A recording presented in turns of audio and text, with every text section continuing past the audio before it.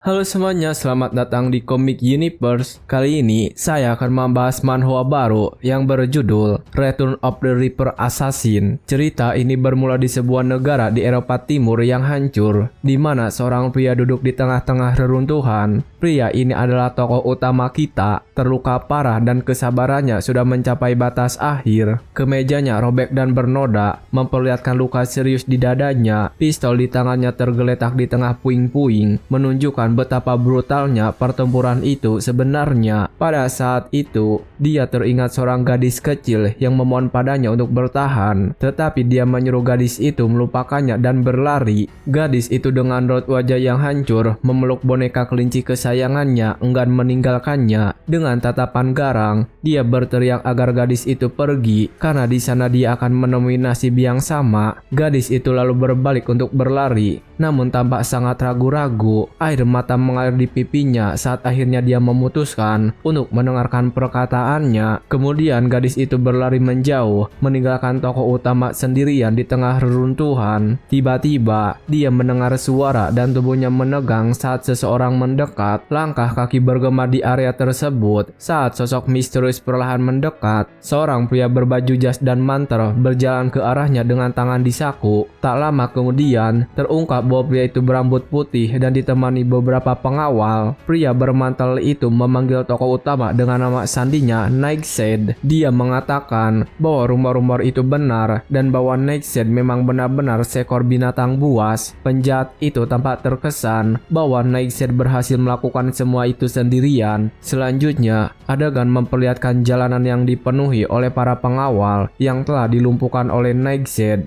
Sambil memandang kehancuran itu, pria itu berkata bahwa hal ini benar-benar tak termaafkan. Lalu dia menyebutkan bahwa seorang pria seperti Nightshade memilih untuk mengakhiri hidupnya demi ikatan yang tak berarti. Pria berambut pirang itu mengarahkan senjatanya ke arah Nightshade dan bertanya apakah dia punya kata-kata terakhir. Dengan senyuman di wajahnya, Nightshade tampaknya diam-diam menerima takdirnya. Penjahat itu memahami jawabannya dan mengatakan bahwa dia akan bertemu dengannya di sisi lain. Lalu dia bersiap untuk menghabisi Nightshade dari jarak dekat. Adegan tiba-tiba berpindah ke sebuah gudang di mana seorang pria berotot sedang berteriak pada sekelompok pemuda. Pria bertubuh besar itu bertanya, apakah mereka pikir bisa begitu saja mundur dari pekerjaan itu? Salah satu pemuda yang ketakutan menjawab bahwa tak ada yang memberitahu mereka bahwa pekerjaan itu akan seperti ini. Seorang pria lain yang sedang merokok mengatakan itu hanya pekerjaan mengemudi dan bertanya apa masalahnya. Dengan ketakutan, para pemuda itu berlutut memohon belas kasihan. Salah satu dari mereka berteriak putus asa,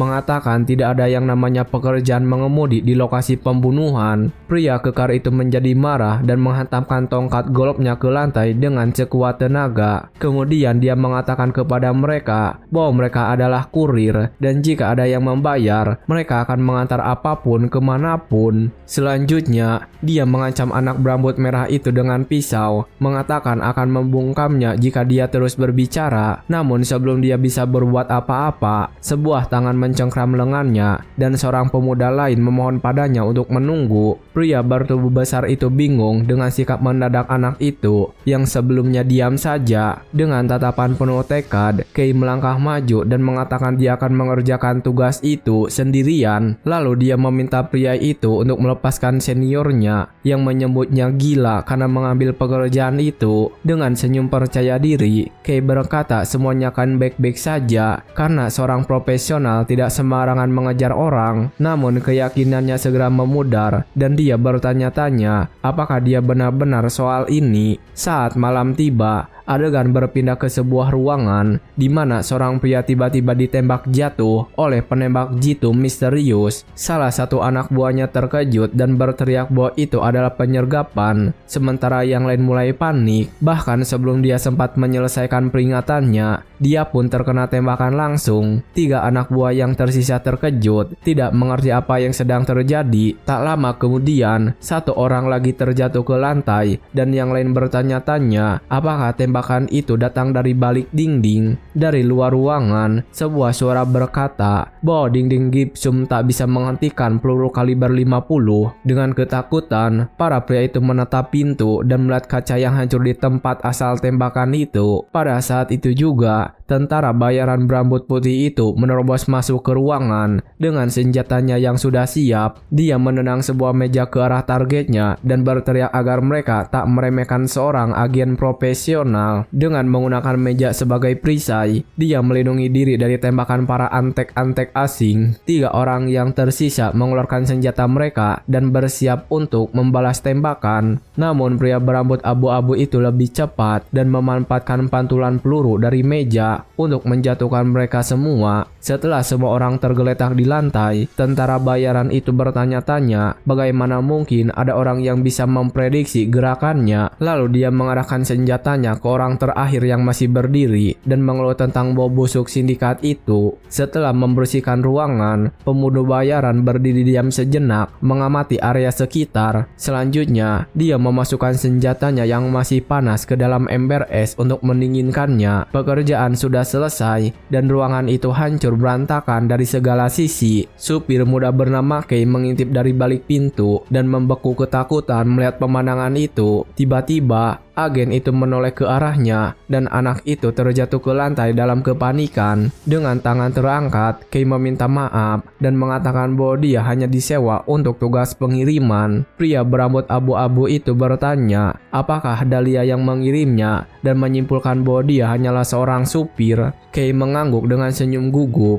berusaha menyembunyikan ketakutannya sambil merapikan topinya. Setelah semuanya beres, keduanya melaju melintasi kota di malam hari, melewati jalan tol yang ramai. Pemuda itu menginjak pedal gas dengan keras, membuat mobil melaju sangat cepat. Di dalam mobil, suasana menjadi mencekam dan mereka berkendara dalam keheningan total. Melalui kaca spion, Kei mengamati penumpangnya dan ketegangan di udara semakin memuncak. Pria berambut abu-abu itu menyadari ketegangan tersebut dan bertanya apa yang salah. Tetapi pemuda itu mengabaikannya, mengatakan itu bukan apa-apa. Dalam pikirannya, Kei menyadari betapa menakutkannya aura seorang pembunuh bayaran profesional. Pria berambut putih itu hanya menatap pengemudi dengan tatapan dingin dan penuh perhitungan. Mereka melanjutkan perjalanan dalam keheningan yang tidak nyaman itu, membuat segalanya semakin tegang. Untuk menyairkan suasana, pemuda itu memutuskan bertanya tentang apa yang dia lihat di lantai pertama gedung tersebut. Dia teringat para wanita dan anak-anak itu dan bertanya apakah mereka juga termasuk dalam kontrak. Agen itu menjawab tidak, tetapi akan menjadi masalah jika mereka mulai berteriak, membuat Kei terkejut. Lalu dia menjelaskan bahwa petugas kebersihan yang menangani kekacauan itu, jadi tidak ada biaya tambahan untuk membersihkan sisa-sisa korban. Dengan tawa gugup, Kei menyadari bahwa rumor-rumor itu benar dan pria itu benar-benar kejam. Kei kemudian menyebut nama Funeral Flower yang menarik perhatian para tentara bayaran. Mereka terkejut. Pria berambut abu-abu itu bertanya bagaimana dia tahu nama itu, dan Kei menjawab bahwa bosnya Dahlia yang memberitahunya. Terungkap bahwa Funeral Flower adalah kelompok agen elit dengan nama sandi yang terinspirasi dari bunga. Pria berambut putih itu mengeluh bahwa bosnya terlalu banyak bicara tentang hal-hal yang seharusnya dirahasiakan. Tetapi Kei tidak gentar dan terus mengobrol dengan penumpang berbahaya itu. Dia menunjukkan bekas luka di wajah pria itu dan bertanya apa itu disebabkan oleh pisau. Dengan nada menggoda, Kei berkata itu membuktikan bahwa bahkan seorang Funeral Flower pun bisa terluka. Pria itu tidak menjawab dan hanya melemparkan tatapan serius serta mengintimidasi kepada Kei. Ekspresi Kei berubah dan dia akhirnya menyadari bahwa dia telah melewati batas. Pria berambut abu-abu itu kemudian mulai menceritakan kisah tentang anggota lain dari Funeral Flower. Dia berbicara tentang seorang pria bernama Nightshade yang berarti belladonna, bunga beracun. Persis seperti namanya, pria itu adalah sosok mengerikan dalam wujud manusia, ancaman sejati. Namun agen itu melanggar perintah organisasi demi seorang gadis kecil. Pada akhirnya, pria berambut putih itu mengungkapkan bahwa dialah yang mengakhiri kisah Nightshade. Kei mendengarkan semuanya, tetapi hanya menjawab dengan lalu apa tanpa menunjukkan rasa takut sedikit pun. Pembunuh bayaran itu lalu mengarahkan senjatanya ke kepala Kei dan berkata bahwa kisah itu harus ikut bersamanya sampai akhir. Dengan terkejut, Kei tergagap, bertanya apa yang sedang dibicarakan. Dengan jari dipelatuk, pria berambut abu-abu itu bersiap menembakkan tembakan terakhir ke arah Kay. Namun dia mengungkapkan bahwa dia menyadari teknik pengawasan balik Kay untuk memastikan apakah mereka sedang diikuti. Dia juga mengatakan bahwa meskipun berpura-pura, anak itu tidak takut karena orang yang gugup berkeringat dengan cara yang berbeda. Keringat yang disebabkan oleh rasa takut itu mengeluarkan aroma yang sangat kuat dan khas. Namun agen tersebut tidak mencium aroma itu pada dirinya, menyadari bahwa Kay benar-benar tenang. Karena itu, dia menuntut untuk mengetahui siapa dia dan dari mana sebenarnya dia berasal. Perlahan, tangan Kay mulai bergerak di atas setir. Dengan gerakan cepat dan tak terduga, dia mengangkat tangannya mengejutkan sang tentara bayaran. Pria berambut putih itu kebingungan oleh reaksi mendadak sasarannya. Pada saat itu juga, Kay menginjak gas dan mobil melaju kencang di jalan tol. Di luar kendali, kendaraan itu berbelok tajam ke arah pembatas jalan. Melalui kaca spion, kita melihat Kay melayangkan pukulan keras tepat ke wajah penumpang. Agen rahasia itu terkejut dengan perubahan arah mendadak dan serangan mendadak si anak. Tak lama kemudian, mobil itu menabrak pembatas jalan dengan keras. Akibat benturan yang hebat, pria berambut abu-abu itu terlempar keluar dari mobil yang sedang melaju. Meski begitu, dia mendarat dengan anggun di atas aspal dan segera pulih dari terjatuh. Sebuah gangguan muncul dan topi pengemudi melayang tepat ke arah wajahnya. Kemudian, Kay melompat keluar untuk menyerang, memperlihatkan penampilannya yang sebenarnya. Matanya bersinar merah dan dia menerjang ke depan dengan sebilah pisau, siap untuk bertarung. Agen tersebut bereaksi seketika dan mengarahkan senjatanya. Terkesan oleh kecepatan musuhnya, Kay lalu melemparkan pisaunya dengan akurasi luar biasa tepat ke arah tentara bayaran. Tentara bayaran menarik pelatuk,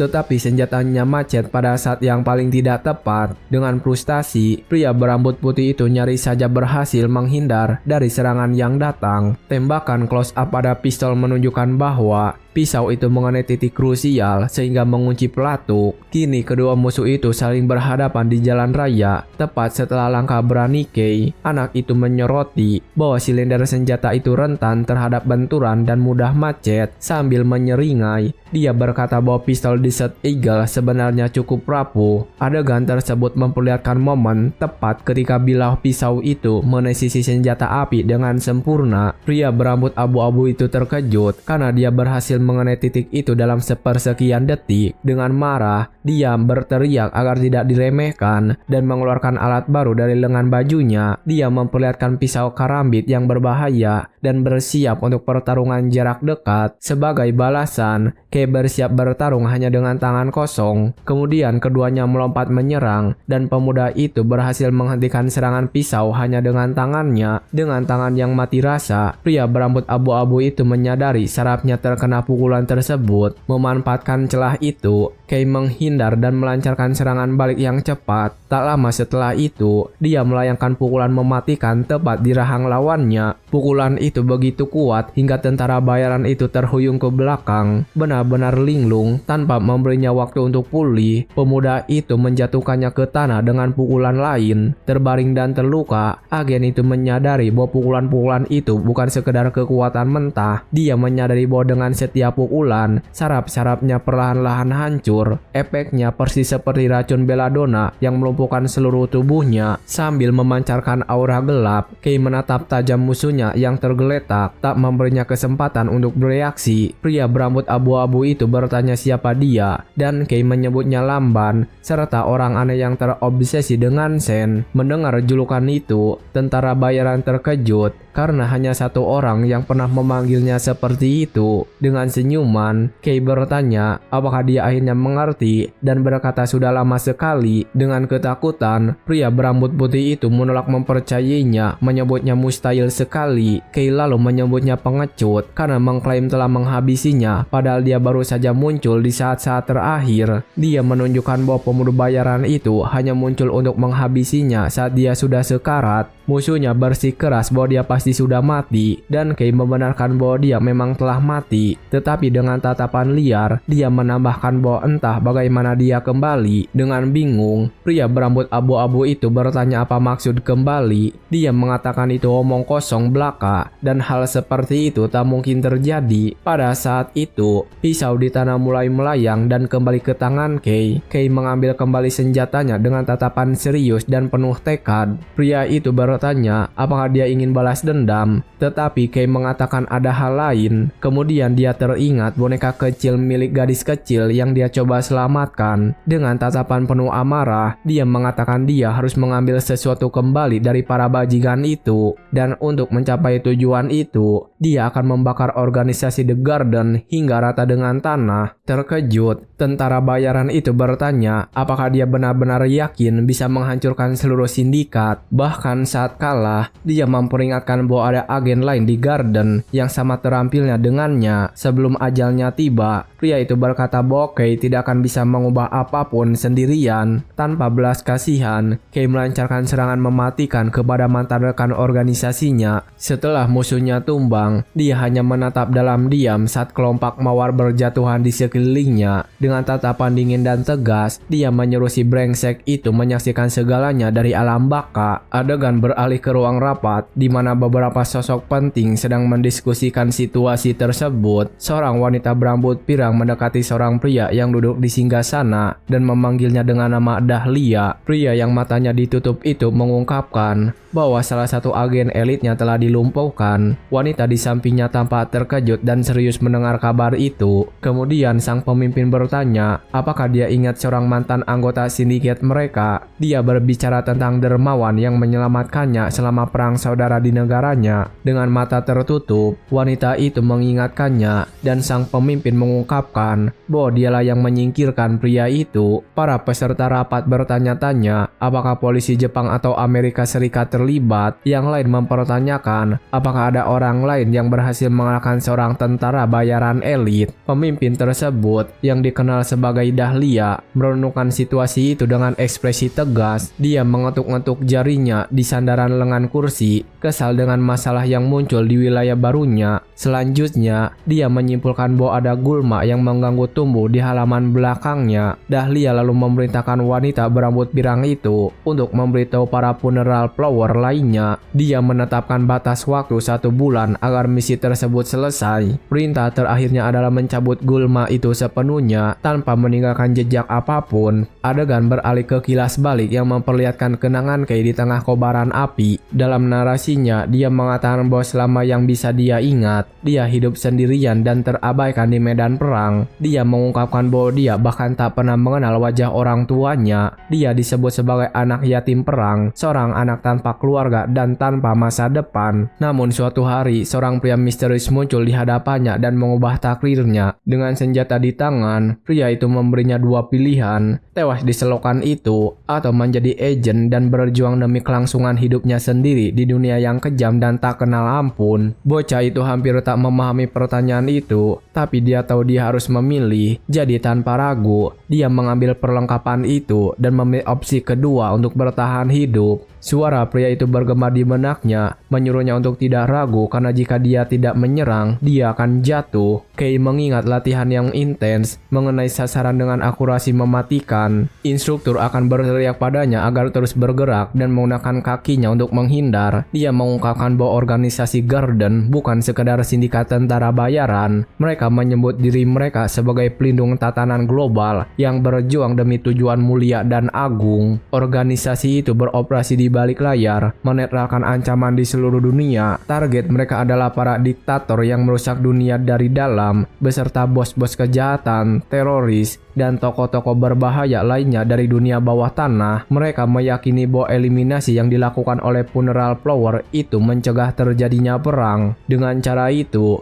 mereka mengklaim telah menyelamatkan nyawa tak terhitung jumlahnya melalui pengorbanan yang diperlukan demi kebaikan yang lebih besar. Bocah itu hanya melakukan apa yang diperintahkan, bertindak seperti mesin yang menjalankan keadilan versi mereka. Hidupnya selalu berjalan seperti jam yang teratur, hingga satu misi mengubah segala segalanya secara drastis. Pada hari itu, segalanya mulai berantakan dan hidupnya tak pernah sama lagi. Setelah 20 tahun bertugas di Garden, dia melanggar perintah langsung untuk pertama kalinya, dan semua itu terjadi karena seorang gadis kecil yang membuatnya mempertanyakan tujuan dan kesetiaannya. Dia ingat saat tubuhnya melemah akibat gas saraf, merasakan tubuhnya mulai mati rasa, bahkan di ambang kematian. Dia menyerahkan sebuah bungkusan kepada gadis itu dan menyuruhnya lari. Dengan penglihatan yang kabur, dia memohon padanya untuk mengganti namanya dan memulai hidup baru jauh di sana. Kay bertanya-tanya mengapa dia melakukan hal yang begitu bodoh dan beresiko. Lalu gadis kecil itu merobek sepotong gaunnya sendiri dan menyerahkannya kepadanya dengan tatapan yang teguh. Dia berkata bahwa apapun yang dikatakan pria itu, dia sama sekali tidak akan pergi tanpa dirinya. Dengan mata yang berkaca-kaca, dia bertanya bagaimana dia bisa menyelamatkannya dari nasib yang akan menimpanya. Pada saat itu, pria itu akhirnya menyadari apa yang harus dilakukannya untuk melindunginya. Mata gadis itulah yang menariknya keluar dari jalannya dan membuatnya berpihak. Adegan beralih ke sebuah gubuk terpencil di mana Kay perlahan-lahan pulih. Dia dikelilingi oleh beberapa botol obat tetes mata yang digunakan untuk mencoba menyelamatkannya. Dia menjelaskan bahwa tetes mata tersebut mengandung asam sulfat dan atropin yang dapat menetralkan gas saraf. Namun mereka hanya memiliki waktu 20 menit dan gadis kecil itu berhasil melakukan hal yang mustahil. Sendirian, dia mengumpulkan semua botol itu untuk menyelamatkan pelindungnya, dan dia melakukan semua itu di tengah pengejar yang ada di mana-mana, mempertaruhkan keselamatannya sendiri. Dia bahkan tidak memikirkan dirinya sendiri, sepenuhnya fokus untuk memastikan pria itu tetap di sisinya saat sedang pulih. Dia menyuruh gadis kecil itu untuk beristirahat karena tidak ada orang lain di sekitar. Lalu dia bertanya, apakah gadis itu menyesal telah membuang kesempatan untuk melarikan diri. Dengan percaya diri,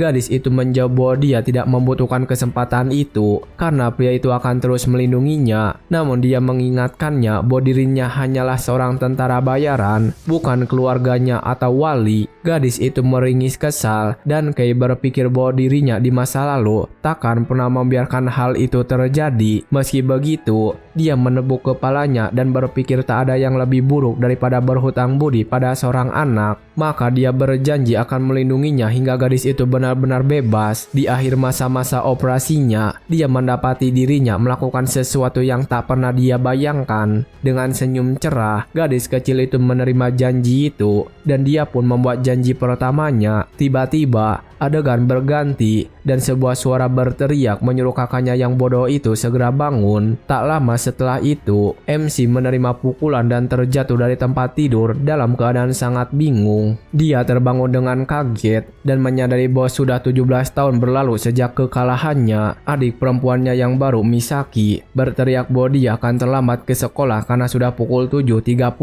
Dia meminta maaf dan berkata akan bersiap-siap karena entah mengapa dia kini hidup sebagai seorang siswa. Misaki lalu menatapnya dengan raut wajah cemas dan memintanya untuk bicara serius. Dia mengatakan bahwa dia telah bertingkah aneh sejak terjatuh dari tangga dan kepalanya terbentur. Gadis itu juga menyebutkan bahwa dia pulang terlambat dengan bau asap pada hari sebelumnya. Dalam pikirannya, Kay teringat telah membakar mobil untuk menghancurkan bukti. Adik perempuannya bertanya apakah dia bergaul dengan teman-teman yang buruk, dan dia mulai panik. Dengan gugup, dia mengarang alasan tentang pesta barbecue di rumah temannya hingga tengah malam. Tetapi adiknya menunjukkannya bahwa dia benci sayuran dan dia mengklaim seleranya berubah setelah kecelakaan itu. Dia mencoba mengelak dengan penjelasan ilmiah palsu tentang otak yang sedang menyesuaikan diri. Adik perempuannya tetap diam, hanya menatapnya dengan tatapan yang sangat curiga. Tak ingin berdebat lagi, adiknya menyuruhnya turun untuk sarapan sebelum makanannya dingin. Begitu adiknya pergi, dia menghela napas lega dan berpikir bahwa adik perempuannya terlalu pintar. Dia lalu merenung bahwa dari luar, hidupnya kini tampak sangat normal. Namun saat melihat foto keluarga barunya, dia mengakui bahwa tak ada yang terasa nyata. Dia bertanya-tanya mengapa kesadarannya dari 17 tahun yang lalu berakhir di tubuh itu. Kemudian, pemuda itu mengambil bingkai foto untuk melihat keluarga Kay lebih jelas dan menyimpulkan bahwa dia tidak sekedar mengambil alih tubuh itu karena kenangan Kay masih hidup di dalam dirinya. Semuanya bermula dari sebuah kecelakaan jatuh 10 hari yang lalu, atau setidaknya itulah yang dikatakan semua orang. tenang. Dia bertanya-tanya apakah benturan di kepalanya itu memunculkan kembali kenangan dari kehidupan masa lalunya. Di kamarnya, Kay mendengar bunyi notifikasi dari komputernya. Dia memutuskan untuk menunda pertanyaan-pertanyaan itu untuk nanti, karena saat ini ada hal yang lebih penting yang harus dia lakukan. Dengan tatapan serius dan fokus, dia bersiap untuk tahap berikutnya dari rencananya. Duduk di mejanya, dia mengenakan handphone dan mulai bekerja di laptopnya. Dalam panggilan suara, seseorang mengatakan bahwa analisis data telah selesai. Pemuda itu lalu teringat chip yang dia ambil dari kode Dahlia setelah pertarungan mereka. Dia telah mengambil barang itu sebelum membuang bukti dari pertarungan tersebut. Di saku mantel sang agen, dia menemukan sesuatu yang sangat tak terduga. Itu adalah jam saku antik yang menyembunyikan sebuah chip data tepat di dalamnya. Kay memuji betapa cepatnya kotak tersebut bekerja, yang mengatakan dia telah menggunakan semua sumber dayanya. Teman peretasnya mengungkapkan bahwa dia terkejut dihubungi setelah lebih dari 10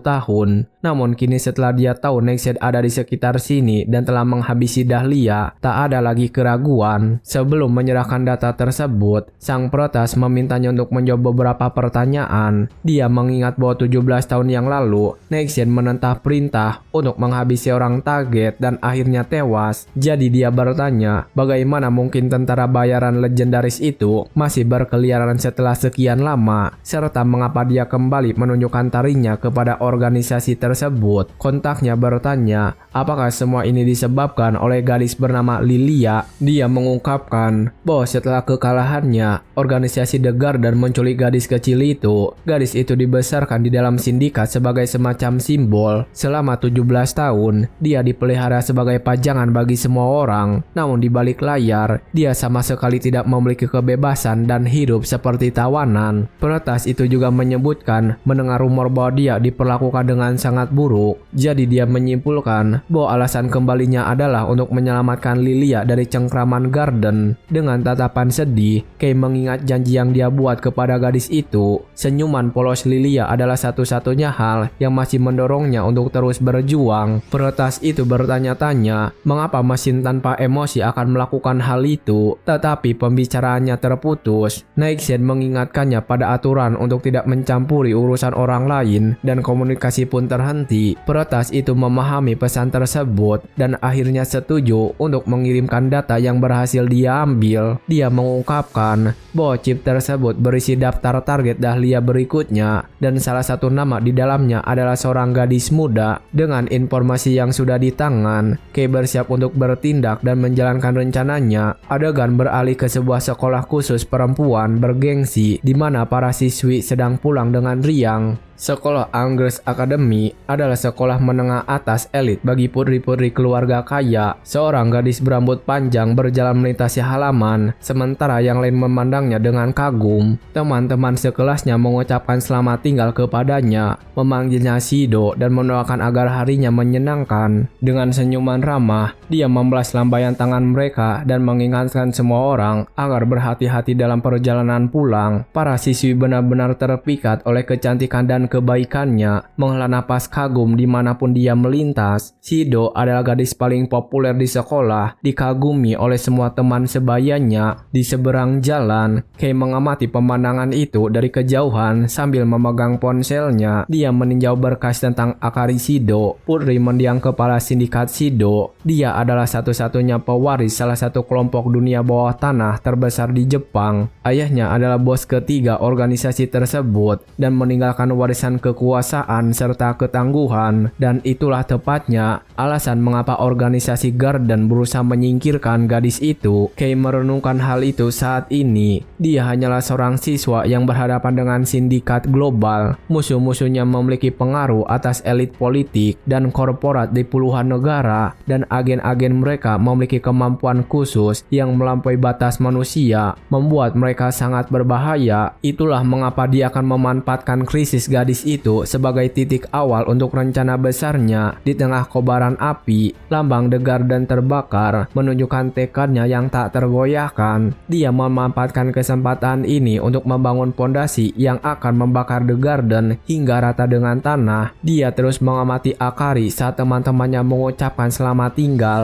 Dia merasa lucu bahwa putri seorang bos mafia bersekolah di sekolah yang begitu ketat dan bergengsi. Dengan senyuman sinis, dia menghampiri pengawal gadis itu dan mengejek pria itu soal pekerjaannya. Dia menyebut pria itu sebagai pengawal dengan nada menantang, meskipun punggungnya membelakangi. Pria itu menantangnya sambil berkata bahwa dunia mereka bukanlah tempat bagi pemula. Dia memperingatkan bahwa seorang bocah yang belum pernah memegang senjata akan dimangsa hidup-hidup. Dengan tatapan mengancam, si bocah berkata dia siap untuk melakukan comeback besar-besaran. Sebelum perkelahian pecah, seorang pria lain muncul dan berkata bahwa itu sudah cukup. Pendatang baru itu bertanya untuk siapa dia bekerja dan mengapa dia mengincar nona muda itu. Kay menjawab bahwa dia sebenarnya tidak mengincar nona itu, melainkan mereka. Pengawal itu berkata dia tidak butuh jawaban yang jelas dan bersiap untuk berkelahi. Dengan kepalan tangan terkepal, dia melangkah maju, mengatakan akan memaksa kebenaran keluar darinya. Pria itu melancarkan tendangan keras, tetapi Kay menghindarinya dengan mudah. Menggunakan pengalaman dari kehidupan sebelumnya, dia mengenali bahwa gaya bertarung itu adalah tinju. Pengawal itu menyerangnya dengan rentetan pukulan cepat dan ganas. Kesal karena serangannya terus meleset, dia mengutuk anak itu, menyebutnya bocah sombong. Kemudian dia mencoba sapuan rendah untuk membuat lawannya kehilangan keseimbangan. Tetapi Kay hanya mundur selangkah, menunjukkan kelincahan yang unggul. Pengawal itu berteriak agar dia berhenti main-main dan melayangkan pukulan lurus. Kay menangkap tinju pria itu dengan satu tangan, menghentikan serangan itu seketika. Dengan gerakan cepat, dia mencepit lengan pengawal itu dan mempersiapkan serangan balasannya. Selanjutnya, dia mencengkram leher pria itu dengan tangan satunya, memotong pasokan udaranya. Pengawal itu tercengang oleh kekuatan dan teknik siswa muda itu. Dengan satu gerakan, Kay membantingnya ke lantai, membuatnya benar-benar tak berdaya. Lalu dia mendekat dan menyuruh tenang karena dia bukan musuhnya. Pengawal itu bingung dan tak mampu bereaksi terhadap situasi tak terduga itu. Tiba-tiba, sebuah suara tegas berteriak agar mereka segera berhenti berkelahi. Di lantai, pengawal itu terkejut melihat gadis muda itu berdiri di sana. Akari berjalan ke arah mereka dengan langkah percaya diri dan tatapan yang sangat serius. Dia menatap tajam Kay dan memerintahkannya untuk segera melepaskan kate Jerry. Dalam benaknya, pria itu tersenyum sambil berpikir bahwa gadis itu sangat berani. Dia setuju untuk melepaskannya asalkan gadis itu mau mendengarkan apa yang ingin dia katakan. Jadi dia mengundangnya minum teh sambil mengatakan bahwa dia benar-benar ingin berbicara dengannya. Akari memejamkan mata sejenak, mempertimbangkan tawaran tak terduga itu. Setelah mengambil keputusan, dia menyuruh pria itu mengikutinya dan membawanya ke tempat yang lebih sepi. Mereka berjalan menyusuri gang sempit hingga tiba di sebuah lokasi tersembunyi. Sebuah papan nama memperlihatkan nama tempat itu, sebuah kafe bernama Sapana. Di dalam kafe, pria itu memuji suasananya, namun mencatat bahwa tempat itu tampaknya tidak cocok untuk seorang wanita muda. Dengan kesal, sang pengawal mengumpat kepadanya, tetapi Akari memotongnya dan menyuruhnya langsung ke intinya. Dia mengambil secangkir teh dan bersiap mendengarkan apa yang ingin disampaikan oleh orang asing ini. Dengan belak-belakan, pemuda itu menanyakan alasan kedatangannya dan apa yang sebenarnya dia inginkan. Kay mengungkapkan bahwa Akari bukanlah targetnya, melainkan tentara bayaran yang sedang memburunya. Dia mengatakan Akari mungkin sudah tahu mengapa dia menjadi sasaran dan bahwa bahkan pengawalnya pun tak akan bisa melindunginya dari funeral Prower. Akari terkejut mendengar nama sindikat legendaris itu. Dia menjelaskan bahwa bahkan agen utama mereka dan seluruh pasukan mafia pun tak akan punya peluang. Dengan tatapan serius dan curiga, Akari menatap Kay sambil mencoba mencerna semuanya. Dia bertanya siapa pemuda itu dan apa yang dia ketahui tentang segala hal yang sedang terjadi. Kay membalas tatapannya dengan aura tenang dan misterius. Lalu dia menyatakan bahwa dia bukanlah sekutunya, melainkan musuhnya dari musuhnya. Dengan senyuman percaya diri, dia menawarkan diri untuk menyingkirkan Punelar Flower itu untuknya. Dengan marah, pengawal itu berdiri untuk menentang, tetapi langsung dihentikan. Dengan tatapan mengancam, Kay memberitahunya bahwa dia tidak akan melakukan itu jika berada di posisinya. Matanya bersinar merah dan aura yang menakutkan itu benar-benar melumpuhkan sang pengawal. Pria itu terdiam, tak mampu bereaksi terhadap tekanan yang menghancurkan itu, sehingga dia kembali duduk, menyadari betapa berbahayanya pemuda di hadapannya. Masih merasa khawatir, Akari bertanya mengapa dia harus mempercayai kata-katanya. Kay mengungkapkan bahwa justru karangan Puneral Flower itulah yang menghabisi 3 eksekutif di Yokohama. Pengawal itu terkejut karena insiden tersebut tidak pernah diberitakan di media. Dia menjelaskan bahwa ada pemblokiran informasi dan para target dihabisi dengan senjata di Set Eagle, serta pelakunya yang bertanggung jawab adalah seorang agen sindikat dengan nama Sandy Dahlia. Kata juri panik dan bertanya bagaimana dia bisa mengetahui begitu banyak detail rahasia tingkat tinggi. Kay kemudian melemparkan senjata Dahlia ke atas meja dan mengungkapkan bahwa dialah yang menetralisirnya. Dia menyarankan agar mereka memeriksa balistik senjata tersebut melalui kontak polisi mereka dan menambahkan bahwa para pembersih yang ditugaskan untuk membersihkan TKP juga ditangani olehnya. Pengawal itu menuduhnya sebagai pelaku sebenarnya di balik nasib para eksekutif tersebut. Dengan nada sarkastis yang kental, pemuda itu bertanya apakah dia benar-benar berpikir dia akan melakukan semua itu hanya demi Akari. Mata Akari membelalak saat dia akhirnya memahami gambaran utuhnya. Setelah membuat keputusannya, dia mengatakan akan mempercayai ceritanya, membuat Kate Jerry tercengang. Dia lalu memerintahkan Kate Jerry untuk menyiapkan mobil karena mereka akan kembali ke kediaman tersebut. Dengan ragu-ragu, sang penjaga setuju untuk menuruti perintah itu dan mereka berangkat menuju kediaman Shido. Kembali ke rumah, Akari dan pengawalnya menunggu di sebuah ruangan dengan suasana yang sangat tegang. Kate Jerry benar-benar menentang membiarkan seorang brengsek yang mencurigakan masuk ke dalam rumah. Tepat saat itu, pemuda itu masuk dan memuji kemegahan kediaman mafia tersebut. Dengan senyuman sarkastis, dia bertanya apakah keramik berwarna-warni di aula itu asli. Seorang pelayan mengonfirmasi bahwa itu asli dan penjaga itu berteriak marah, menuntut untuk tahu siapa yang mengizinkannya berkeliaran. Mengabaikan pengawal itu, Kay menilai sistem keamanan lokasi tersebut hanya dengan sekali pandang. Dia memperhatikan para penjaga yang berpatroli di taman dan gerbang depan mansion. Dia juga melihat kamera pengawas dan pria yang bertugas di ruangan pemantauan.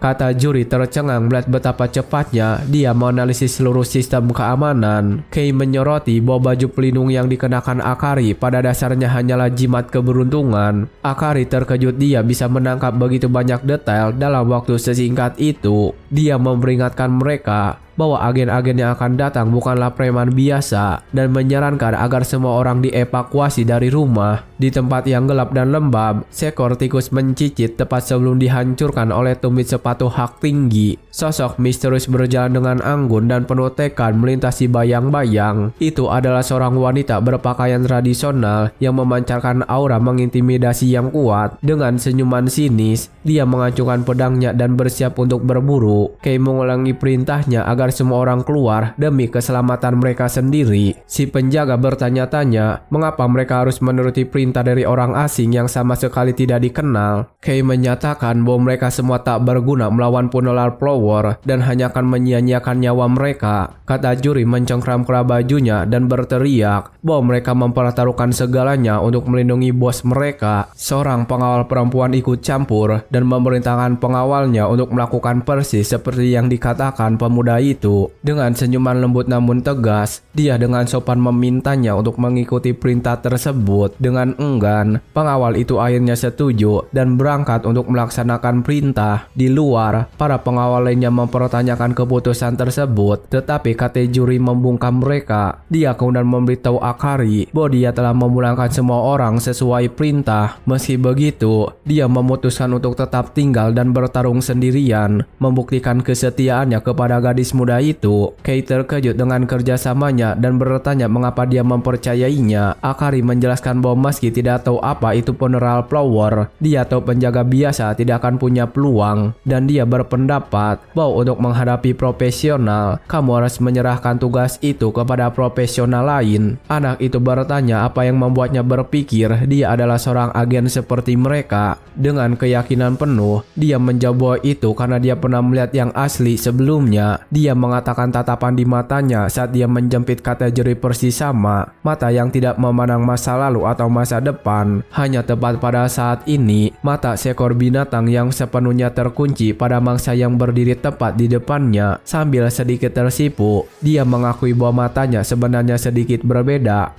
dari tatapan dingin dan mekanisme seseorang yang hanya mengambil nyawa tanpa perasaan. Dia merasakan panas yang membara di matanya, sesuatu yang sangat membuatnya penasaran, kebencian terhadap sesuatu, dan dorongan untuk mencapai tujuan dengan cara apapun. Gairah obsesif yang membara yang membuatnya merasakan semacam ikatan aneh, dan itulah tepatnya mengapa dia memilih untuk mempercayainya demi keselamatannya. Kei memahami alasannya dan menerima aliansi tak terduga mereka. Kemudian dia bertanya tentang agen yang disebutkan gadis itu, yang memiliki mata sama seperti miliknya. Seorang anggota tim mengungkapkan bahwa dia secara pribadi menyaksikan ayahnya, pemimpin kelompok Cheetah, menemui ajalnya. Penasaran, anak itu bertanya seperti apa wanita tentara bayaran itu. Dia menggambarkan wanita itu sebagai seorang wanita tua yang anggun dengan senyuman lembut di wajahnya. Wanita itu muncul di hadapan ayahnya seolah-olah hanya sedang mengunjungi seorang teman lama. Namun dalam sekejap mata, kunjungan itu berubah menjadi mimpi buruk yang mengerikan. Dengan senyuman yang sama di bibirnya, agen itu menunjukkan sifat aslinya, bergerak dengan kecepatan gila. Dia menghabisi setiap pengawal ayahnya satu persatu. Terkejut mendengar deskripsi itu, Kei menyela Akari untuk mengajukan pertanyaan. Dia bertanya apakah ada ukuran bunga lili laba-laba merah di bilahnya. Akari yang terkejut bertanya bagaimana dia bisa tahu detail yang begitu spesifik. Dengan tatapan penuh amarah, anak itu mengenali agen tersebut dari deskripsi senjatanya. Dia tak percaya wanita itu masih aktif setelah sekian lama. Tiba-tiba, dia membungkuk kesakitan, menyadari ada sesuatu yang sangat salah. Akari memperhatikan reaksinya dengan cemas bertanya apa yang terjadi padanya. Sambil berjuang untuk bernapas, dia hampir tak mampu bertanya apa itu tadi. Lalu agen tua itu muncul di hadapan mereka dengan senyuman sinis. Di sampingnya, kategori tergeletak di lantai terluka parah. Wanita tua itu berkata bahwa rumah besar itu terasa seperti jaring laba-laba penuh dengan jebakan. Dia mencatat bahwa dia bisa melihat jejak-jejak jebakan yang dipasang di mana-mana. Lalu dia menuntut kategori untuk memberitahunya siapa lagi yang bersembunyi di dalam rumah sambil mulai mengancamnya. Dengan senyuman kejam, dia memamerkan jarum-jarumnya dan berkata dia akan memainkan permainan mencabut kelompok bunga. Prajurit bayaran itu melemparkan jarum-jarumnya dan penjaga itu menjerit kesakitan saat jarum-jarum itu mengenai tubuhnya. Dia mencoba memaksa kategori untuk bicara, tetapi kategori bertahan dan menolak untuk mengkhianati temannya. Tiba-tiba, Akari melompat masuk dan menyerang wanita tua itu dengan sebilah pedang untuk melindungi pengawalnya. Dengan tatapan marah, gadis itu memamerkan keahlian pedangnya dan tekadnya. Agen itu mengenali Akari sebagai gadis kecil yang tak pernah terlambat menyerahkan laporannya. Kategori berteriak agar bosnya mundur dan waspada terhadap musuh. Wanita tua itu menangkis serangan Akari dan pertarungan antara keduanya pun dimulai. Dia berhasil menghentikan ujung pedang hanya dengan jarum-jarumnya, menunjukkan keahliannya yang menakutkan. Akari merasa frustasi karena tak bisa mengenai sang veteran berpengalaman. Dengan senyum mengejek, wanita itu berkata bahwa hal ini menghindarkannya dari repot-repot memburunya. Dalam sekejap, dia bergerak dan menyerang kategori yang sedang berusaha melindungi Akari. Nenek itu menyebutkan bahwa dia ingat anak kucing kecil yang dulu sering mengintipnya dari dalam lemari, dan berkomentar betapa anak itu kini telah tumbuh besar dengan mata yang persis sama seperti ayahnya. Dengan tatapan yang aneh, dia berkata bahwa mata itu terlihat sangat menggoda. Tiba-tiba, agen itu merasakan kehadiran seseorang berbalik dan benar-benar terkejut dengan apa yang dilihatnya. Seorang pembawa barang memanfaatkan gangguan itu untuk menyerang lagi dengan ayunan pedang yang cepat. Tetapi wanita tua itu menghindar dengan lancar dan bersiap untuk serangan balasan yang mematikan. Akari dan Katajiri hanya bisa menonton tanpa daya, tak mampu berbuat apa-apa melawan agen itu. Kemudian Kei ikut campur mengeluh tentang kekacauan ini. Dia berkata dia berharap Akari bertingkah layaknya seorang wanita yang sadar bahwa dirinya berada di bawah perlindungan.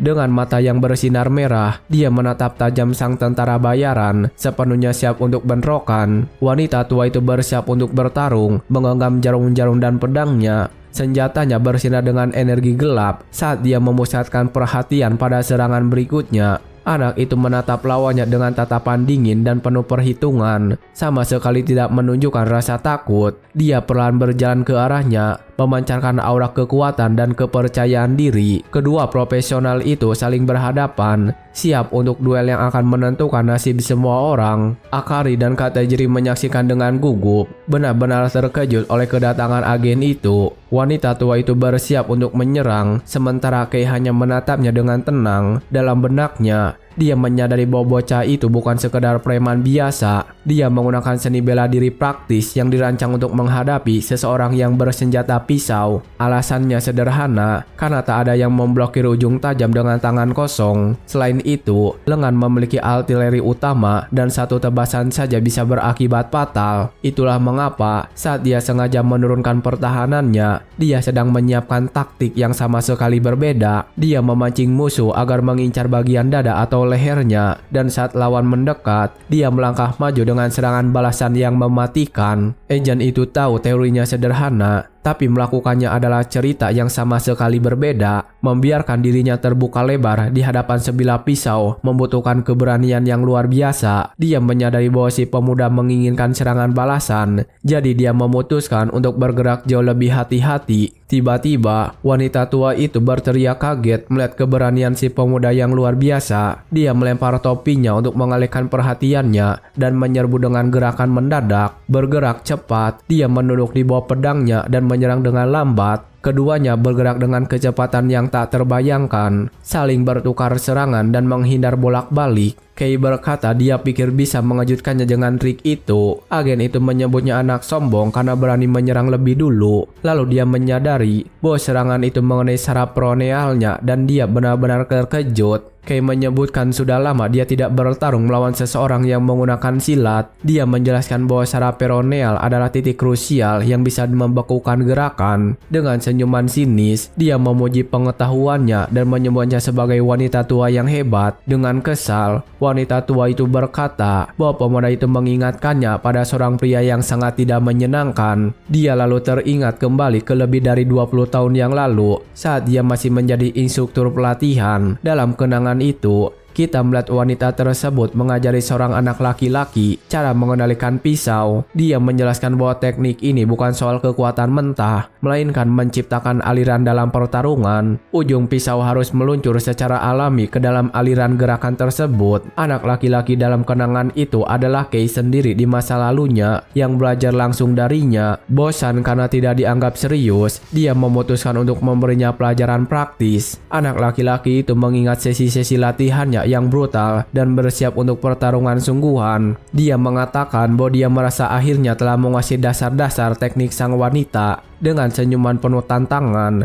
dia meminta wanita tua itu untuk mengajarkannya gerakan berikutnya. Wanita itu mengingatkan betapa hebatnya anak itu saat menguasai keterampilan yang diajarkannya. Anak nakal itu berhasil melampauinya setelah melihat gerakan tersebut hanya sekali saja. Karena itu, dia harus mengasah kemampuannya dalam pertarungan sungguhan hanya untuk tetap berada di depannya. Semua itu agar kali ini dia bisa menyempurnakan tarian bayangan sejatinya. Nenek itu memusatkan perhatian dan bersiap untuk bertarung sungguhan melawan mantan muridnya. Keduanya saling menatap dalam keheningan, siap menghadapi pertarungan yang akan menentukan segalanya. Kei mengatakan bahwa sejujurnya dia tidak pernah membencinya sebanyak yang dia kira. Dia teringat sebuah nasihat yang pernah diberikan wanita itu. tentang menebus tekad lawan untuk bertarung. Si tentara bayaran terkejut dan menolak percaya bahwa dia mengingat kata-katanya persis seperti itu. Dengan mata yang bersinar, dia menerjang untuk menyerang dengan kecepatan luar biasa. Wanita itu kebingungan akibat gerakan mendadak dan tak terduga si anak muda. Dia menyerang dengan senjata seadanya, tetapi wanita itu menghindar dengan memanfaatkan seluruh pengalamannya. Kei lalu kembali menyerang secara paranoialnya, membuat kakinya mati rasa sepenuhnya. Akari dan Katejeri menyaksikan perkelahian itu, benar-benar terpesona oleh tingkat keahliannya. Dalam sekejap, dia melucuti senjata agen itu dan menangkap pisau wanita itu tepat di udara. Dia menggenggam senjata itu dengan erat, membuktikan bahwa keadaan telah benar-benar berbalik. Mereka bertukar posisi, dan kini dialah yang memegang keunggulan. Wanita tua itu terkena sayatan di lehernya, tetapi berhasil mundur sebelum luka itu menjadi fatal. Dengan marah, dia berputar melakukan serangan cepat, berusaha melepaskan diri darinya. Gerakannya tampak seperti tarian berbahaya dengan ujung-ujung tajam berterbangan ke segala arah. Kei mengenali teknik Ippi dan berkata bahwa dia belum kehilangan sentuhannya. Teknik Ippi hanya mungkin dilakukan berkat sendi-sendi yang lentur dan tendon-tendon yang sangat longgar. Itulah gerakan khas agen rahasia seperti Chorus yang justru membuatnya begitu berbahaya. Namun anak itu berhasil membaca pola gerakannya dan bersiap untuk membalas serangan. Wanita itu terkejut bahwa dia begitu paham tentang teknik-teknik tersembunyinya. Dia mengejeknya, bertanya apa yang akan dilakukannya sekarang setelah identitasnya terungkap. Penyewa itu tetap diam, mencoba memahami bagaimana anak itu bisa menjadi begitu kuat. Lalu dia teringat masa lalu saat dia melihat potensi anak itu untuk menjadi Nextshade.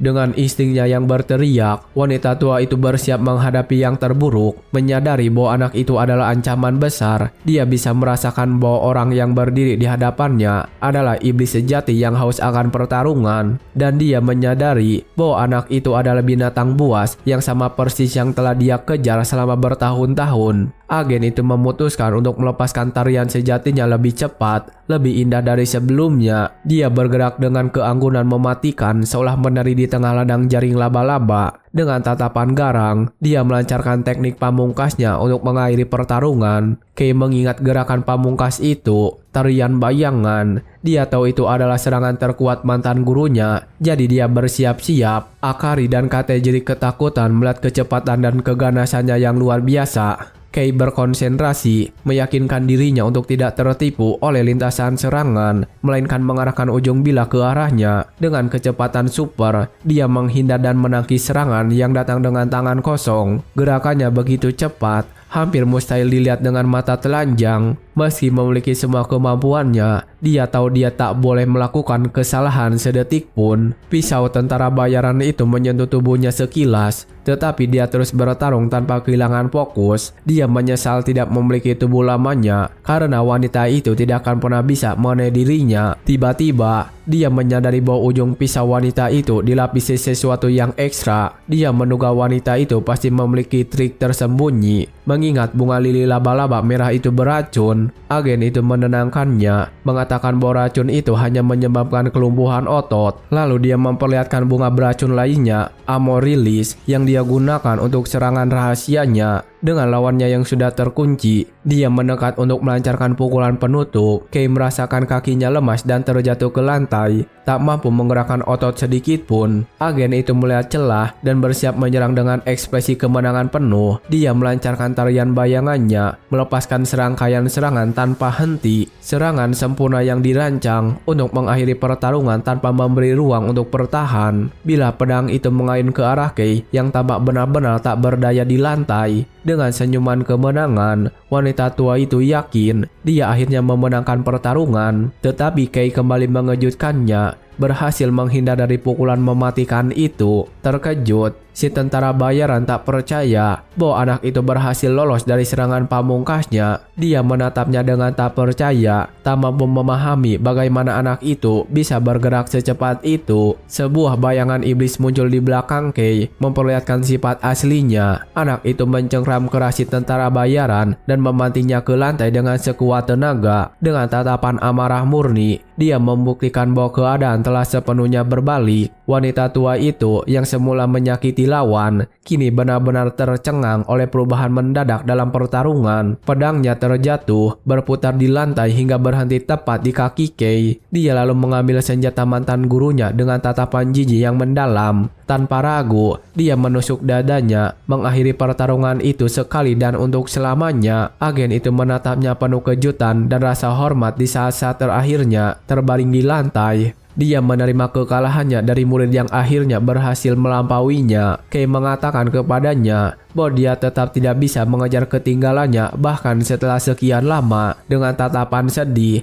dia mengatakan kepadanya bahwa dia akan bertemu dengannya lagi di alam baka. Wanita itu menjawab bahwa dia akan menunggunya di tepi sungai Sanjo untuk pertandingan ulang. Dalam kata-kata terakhirnya, dia menyebutkan bahwa bunga yang mekar berwarna merah juga merupakan pemandangan yang cukup indah. Akari dan Katejiri menyaksikan kejadian itu dengan sangat terkejut dan tak bisa berkata-kata. Kei terhuyung-huyung sambil berdiri, merasakan efek racun yang sangat kuat pada tubuhnya. Dia meledakkan racun itu ke lantai, berusaha mengendalikan diri. Setelah pertarungan sengit itu, Katejuri mendekatinya dengan cemas dan bertanya apakah dia baik-baik saja, serta apakah dia terkena racun. Kei mengakui bahwa kondisinya tidak terlalu baik dan bahwa dia hanya menunda efek racun itu dengan teknik pernapasannya. Dia menggunakan teknik pernapasan taktis untuk menjaga detak jantungnya tetap rendah dalam situasi ekstrim. Pengawal itu menawarkan untuk memanggil seorang dokter bawah tanah yang terhubung dengan kelompok Shido. Tetapi anak itu menolaknya dengan mengatakan bahwa pengguna racun selalu menyimpan obat penawarnya. Jadi dia menggeledah perlengkapan agen yang tewas dan menemukan persis apa yang dia butuhkan. Sambil memegang jam saku, dia mengumumkan bahwa dia telah menemukan petunjuk berikutnya. Dia yakin bahwa dengan benda itu, dia bisa mengungkap lebih banyak hal tentang musuhnya dan akhirnya mengetahui siapa yang ingin dia mati serta alasan pasti di baliknya. Adegan berpindah kembali ke kediaman Shido, di mana sang kesatria tampak tenang dan damai. Katagiri menatap Akari dengan tatapan yang sangat cemas namun penuh kekaguman.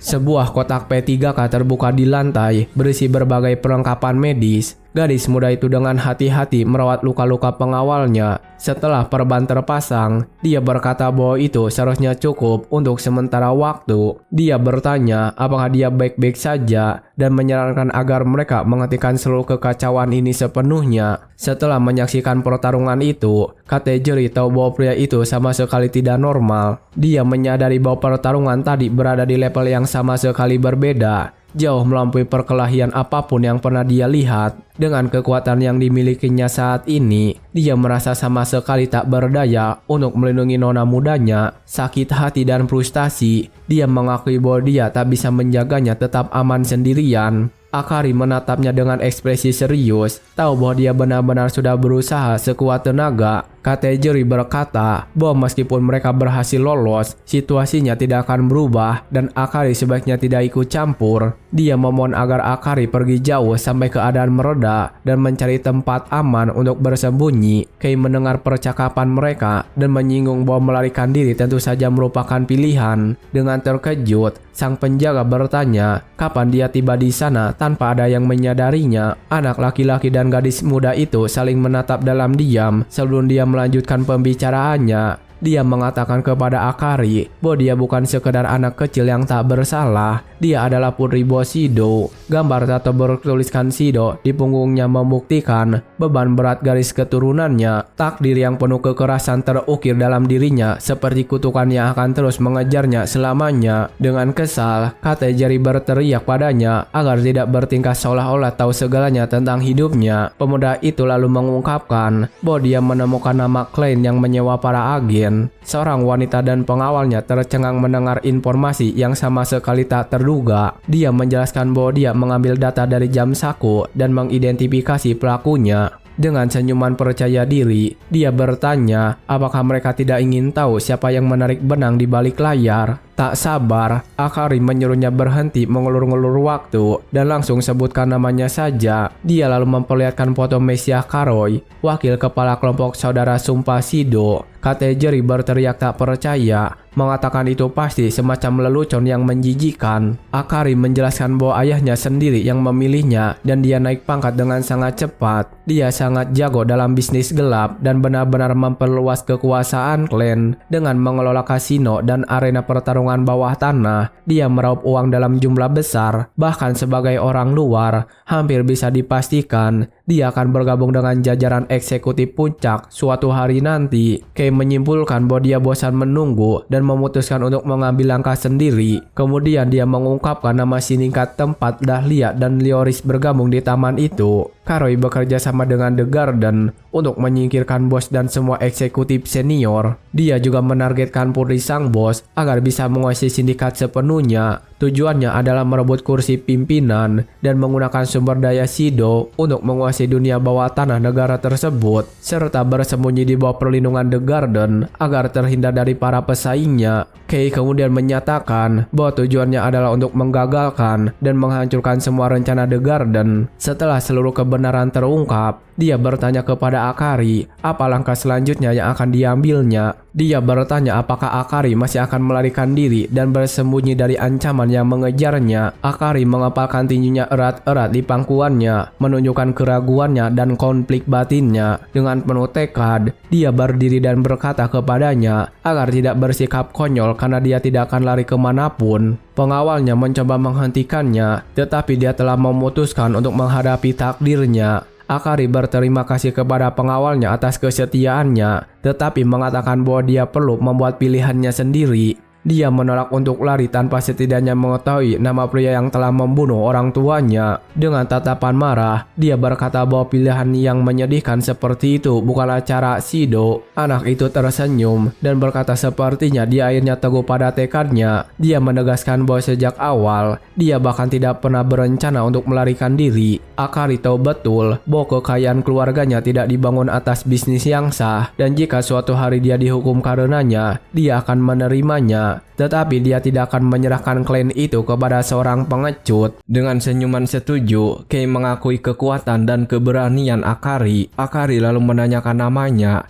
dan Kei memperkenalkan dirinya hanya sebagai Kei. Dia menyebutkan bahwa menyembunyikan nama aslinya adalah yang terbaik bagi mereka berdua. Dengan timnya yang kacau, Akari memperkerjakannya sebagai tenaga yang dia butuhkan untuk mengalahkan Karoi. Dia menawarkan penghancuran total Garden sebagai imbalan atas jasanya dan berjanji akan mengerahkan segala yang dimiliki klan Shido untuk bekerja sama dengannya. Anak itu tersenyum, sangat puas dengan kesepakatan itu, dan awal dari balas dendamnya, segala yang dimiliki klan Shido, termasuk jaringan informasi raksasa mereka, dukungan finansial, dan koneksi yang menjangkau seluruh dunia bawah tanah, bahkan pengaruh mereka di dunia politik dan korporat, semuanya akan berada di bawah kendalinya. Dia tahu tak ada dukungan yang lebih baik untuk menghancurkan Garden sekali dan untuk selamanya. Dengan jabat tangan, mereka mengikat kesepakatan dan kemitraan tak terduga mereka resmi dimulai. Adegan berpindah ke sebuah kantor mewah, di mana Karoki memandang lampu-lampu kota. Dia bertanya-tanya apa yang sedang terjadi karena dia belum mendengar kabar apapun dari Lioris. Lalu dia menoleh ke sosok bertudung dan meminta pendapatnya tentang situasi tersebut. Seorang pemuda berambut pirang dan bermata biru pun muncul, yang dikenal dengan nama Kompanula. Pemuda itu menyapanya dengan nada yang sangat dingin dan sarkastis. Karoi bertanya apakah dia belum mendengar apapun tentang keberadaan Licorice saat ini. Dengan sikap yang jelas-jelas tidak sopan, pemuda berambut pirang itu berkata bahwa mengasuh wanita tua gila itu bukanlah tugasnya. Karoi menduga Licorice kesal karena harus berurusan dengan seorang siswa SMA biasa. Tiba-tiba, bayangan peluru yang menghantam dinding muncul dan pemuda itu terkejut. Dengan marah, Karoi berteriak padanya untuk berhenti bertingkah konyol dan menyarankan bahwa Licorice mungkin sudah tewas. Campanula memprovokasi Karoi, mengatakan bahwa mereka menganggap diri mereka sebagai agen terkuat di sekitar sini. Tetapi Karoi memotong pembicaraannya sebelum dia selesai, sambil memarahi pemuda itu dengan keras. Dalam sekejap, anak itu muncul tepat di belakangnya, mendodongkan pisau ke lehernya. Karoi tercengang oleh kecepatan dan keberanian si tentara bayaran muda itu. Anak itu memperingatkannya agar tidak salah paham, karena mereka hanya membantunya demi tujuan The Garden sendiri. Dia menegaskan dengan sangat jelas bahwa bunga funeral flower itu bukan pionnya, membuat Karoy segera meminta maaf, meninggalkan goresan peringatan kecil di lehernya. Campanula menyuruhnya untuk menjaga mulutnya lain kali. Dia lalu mundur selangkah dan Karoy memandangnya dengan campuran rasa takut dan amarah murni. Agen muda itu bersandar pada dinding dengan ekspresi penuh penghinaan dan rasa superioritas. Karoy memutuskan tidak masalah apakah ada siswi di sekitar atau tidak, karena hal itu tidak akan mengubah gambaran besarnya. Semua eksekutif veteran yang menyebalkan sudah pergi, membuat jalannya benar-benar terbuka. Dia menyatakan bahwa si Doklen adalah miliknya dan dia akan menggunakan kekuatannya untuk menguasai seluruh dunia bawah tanah. Dengan senyuman jahat, Campanula berkata bahwa semuanya akan dilakukan atas nama The Garden. 2 hari kemudian, adegan berpindah ke sebuah kasino bawah tanah yang sangat ramai. Orang-orang bertaruh dan bersenang-senang, dikelilingi kemewahan dan pemeran yang berlebihan. Roda rotal berputar, kartu-kartu dibagikan, dan adrenalin memuncak. Seorang pria kaya merayakan kemenangannya yang besar, sementara seorang wanita cantik menemani di sisinya. Seorang pramugari yang anggun menyambut kelompok tamu baru di pintu masuk. Kay memasuki kasino dengan mengenakan setelan yang rapi bersama Akari dan pengawalnya. Dia mengamati ruangan itu dengan tatapan tajam dan penuh perhitungan, memeriksa setiap detailnya.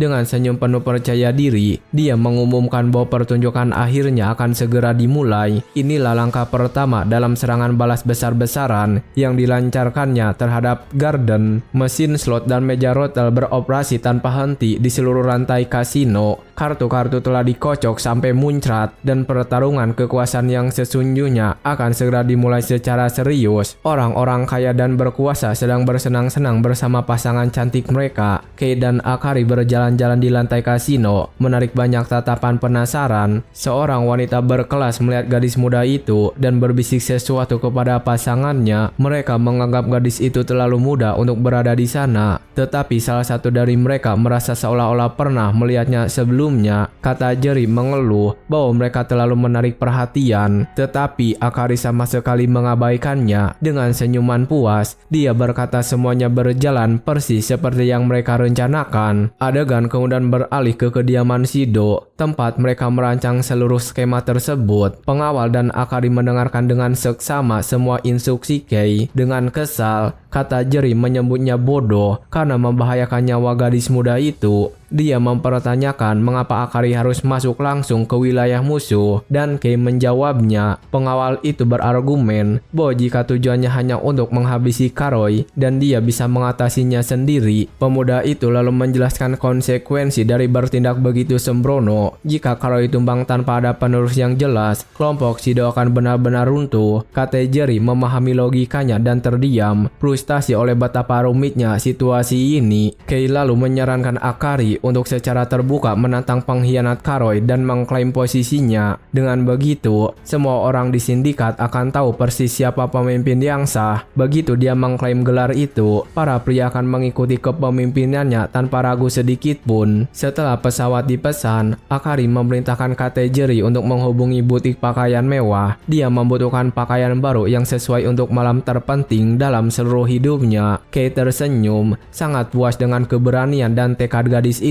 Di ruang VIP kasino, seorang bawahan berbisik langsung ke telinga Karoy. Dia melaporkan bahwa nona muda dari kelompok Shido baru saja masuk ke lantai kasino. Karoy terkejut dan kesal karena gadis itu masih berkeliaran di sana. Ditambah lagi, dia membawa 2 pengawal. Campanula dengan senyum sinis menawarkan diri untuk menangani gadis itu saat itu juga. Namun Karoy menghentikannya, menyuruhnya untuk tidak melakukan apapun di hadapan para pelanggan yang membayar. Dia memerintahkan mereka untuk memperlakukan gadis itu seperti tamu biasa untuk saat ini, tanpa perlakuan istimewa sama sekali. Anak buah dan agen muda itu setuju, lalu keluar dari ruang VIP. Kate Jerry menyebutkan bahwa rumor tentang Karoy sebagai pengkhianat benar adanya. Kay kemudian mengungkapkan langkah selanjutnya dari rencana tersebut, menyeretnya ke tempat terbuka. Akari menoleh ke belakang dengan ekspresi garang. Sudah benar benar-benar siap untuk pertarungan terakhir. Dengan senyum sinis, dia memutuskan untuk bersenang-senang sebentar sebelum mereka langsung ke inti masalah. Mereka berjalan ke meja blackjack di mana beberapa pria sudah bermain. Dealer meminta maaf, memberitahunya bahwa meja itu memiliki taruhan minimum yang sangat tinggi. Dia menjelaskan bahwa taruhan terendah di meja itu dimulai dari 1 juta yen. Kei lalu membuka koper yang penuh dengan uang tunai, mengejutkan semua orang di sekitarnya. Akari mengatakan dia tidak keberatan karena dia memang bukan penggemar bermain dengan taruhan recehan. Dengan permintaan maaf singkat, dealer mengundangnya untuk duduk dan memulai permainan. Dia mengocok kartu dengan terampil dan menyiapkan segalanya untuk putaran berikutnya. Saat meletakkan kartu di atas meja, dia mendoakan keberuntungannya saat permainan taruhan tinggi itu dimulai. 1 jam kemudian, ketegangan di meja sangat pekat dan para pemain lain berkeringat. Akari telah menumpuk gunungan chip yang sangat besar, meninggalkan semua orang jauh di belakang. Dealer mengumumkan tidak ada taruhan lagi dan membalik kartunya dengan raut wajah yang sangat tegang. Kartu Akari sempurna mencapai 21, mengunci kemenangan besar lainnya. Dengan panik, dealer sama sekali tidak percaya pada keberuntungan gila gadis muda itu. Dia membalik kartu berikutnya, mengungkapkan bahwa pihak rumah kembali bas. Berkeringat dingin, dia hampir tak bisa memegang tumpukan kartu dengan tangannya yang gemetar. Dengan menyentikan jarinya, Kei memberi isyarat langkah selanjutnya. Dia meletakkan kartu 8 hati di atas meja, mencetak blackjack sempurna lainnya. Kombinasi sempurna antara kartu as dan 10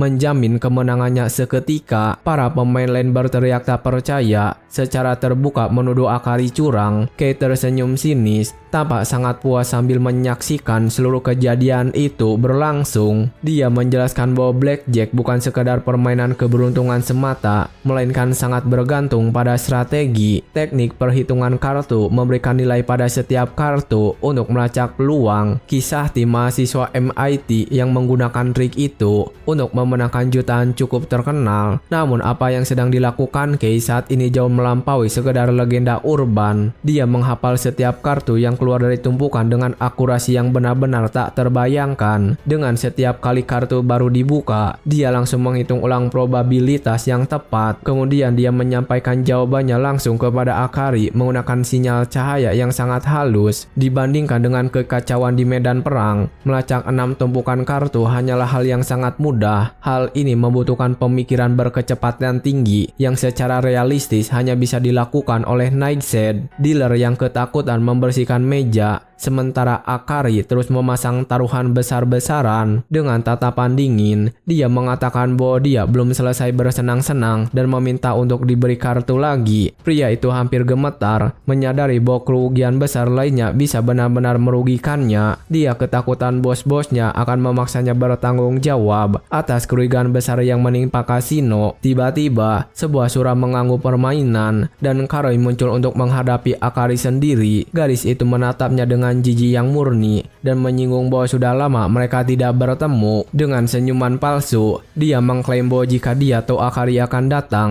dia pasti sudah menggelar karpet merah. Karoi menyambutnya dengan membungkuk penuh sinisme, memperlihatkan ketidakhormatannya yang total. Kategori menyuruhnya berhenti berpura-pura, tapi si pengkhianat itu sama sekali mengabaikannya. Karoi menatap tumpukan chip raksasa milik Akari dan memberi selamat atas keberuntungannya yang sedang bagus. Dia mengatakan akan mencairkan semua kemenangannya, tapi memintanya untuk berhenti bermain malam ini. Sebagai gantinya, dia menawarkan tumpukan uang tunai agar Akari pergi bersenang-senang di tempat lain bersama teman-temannya. Akari menatapnya dingin, langsung menolak tawaran memalukan pria itu. Dia menyebutnya tikus yang pindah ke kastil ayahnya dan hanya jadi gemuk, serta menuduhnya bertingkah seolah-olah menguasai tempat itu hanya karena teman-temannya yang penjual bunga membantunya. Karoi kehilangan ketenangannya sejenak, membiarkan amarah dan rasa jijiknya meluap. Para pemain lain mulai berbisik-bisik, menyadari bahwa Akari adalah putri mantan bos. Salah satu dari mereka menyuruhnya berhenti bermain api demi kebaikannya sendiri. Akari setuju dan berdiri dari meja, benar-benar siap untuk permainan yang sesungguhnya, dia mengumumkan bahwa dia bosan dengan permainan kartu dan menginginkan sesuatu yang jauh lebih mendebarkan. Dengan tatapan menantang, dia mengusulkan untuk mencoba atraksi paling populer di klub ini. Karoi menangkap maksudnya dan senyuman jahat tersungging di wajahnya. Dia menyadari bahwa Akari sedang membicarakan Scarlet Cage,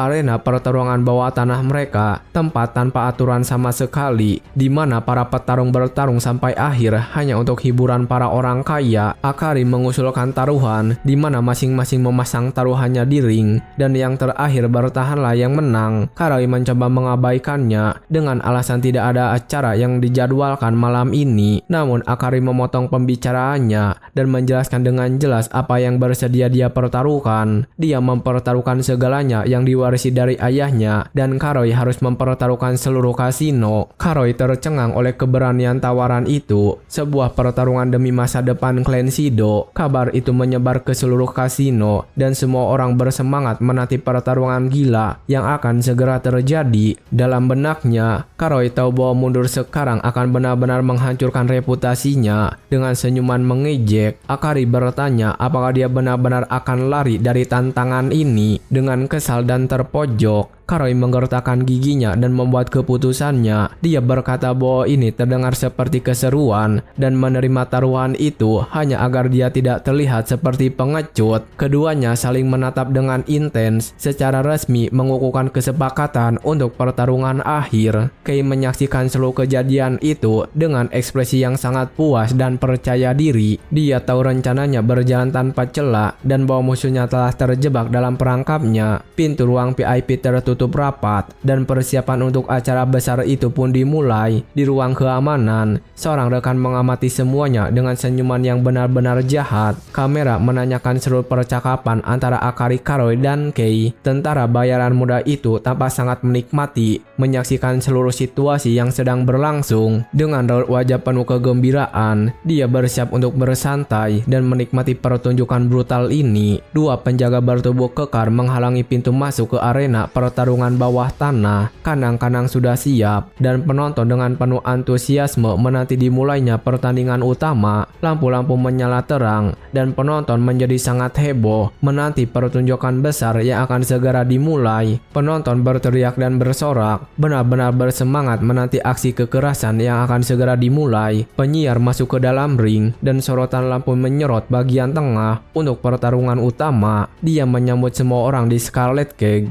ring bawah tanah tanpa aturan sama sekali, dan mengumumkan bahwa meskipun tidak ada dalam jadwal, sebuah pertarungan yang sangat istimewa akan berlangsung saat ini juga. Dia memberitahu para penonton yang beruntung bahwa mereka akan menyaksikan pertarungan yang benar-benar unik. Di sudut merah, dia memperkenalkan juara tak terkalahkan yang tak terbantahkan di ring ini, Takashi Kinjo, sang penghancur, petarung dengan pukulan keras yang ditakuti sekaligus dicintai oleh seluruh penonton. Dan di sudut biru, dia mengumumkan penantang misterius yang belum pernah dilihat siapapun sebelumnya. Kei melangkah ke ring dengan mengenakan setelan hitamnya, tampak sangat fokus dan serius. Penyiar memperkenalkannya secara sederhana sebagai petarung misterius dengan nama Sandika. Penonton tertawa melihat postur tubuhnya yang kurus, meragukan apakah dia bahkan bisa bertahan selama 1 menit penuh di sana. Sang juara berasal dari latar belakang bela diri kontak penuh dan belum pernah mengalami kekalahan. Kategori bertanya dengan gugup, apakah anak itu benar-benar bisa menghadapi pria besar itu? Dia tahu betapa kuatnya Kei,